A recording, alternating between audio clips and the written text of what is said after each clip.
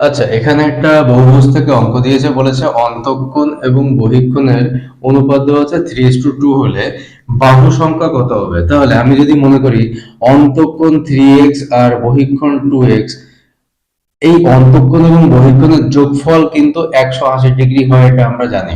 বহুভুজের অন্তঃকোণ এবং বহিঃকোণের যোগফল কত হয়? 180। তাহলে আমি বলতে পারি 3x plus 2x equal to 180। তাহলে 3x 2x যোগ করলে 5x ইকুয়াল টু 180। তাহলে x ইকুয়াল টু 180 বাই 5, 5 এর মধ্যে 3 যাচ্ছে, 30 থাকে। তাহলে x এর মান পেলাম 36। দেখো, আমাদের কিন্তু বের করতে দিয়েছে বাহু সংখ্যা। বাহু সংখ্যার ফর্মুলা হচ্ছে বাহু ইকুয়াল টু 360 বাই বহিঃকোণ। 360 বাই বহিঃকোণ, এক্ষেত্রে আমাদের বহিঃকোণের মানটা বের করতে হবে। দেখো, বহিঃকোণের মান দেওয়া আছে কত? 2। তাহলে বহিঃকোণ ধরে নিয়েছে 2x, x এর মান 34, 2 ইন্টু 34 সমান সমান 72, 72 ডিগ্রি। তাহলে এক্ষেত্রে কি আসছে?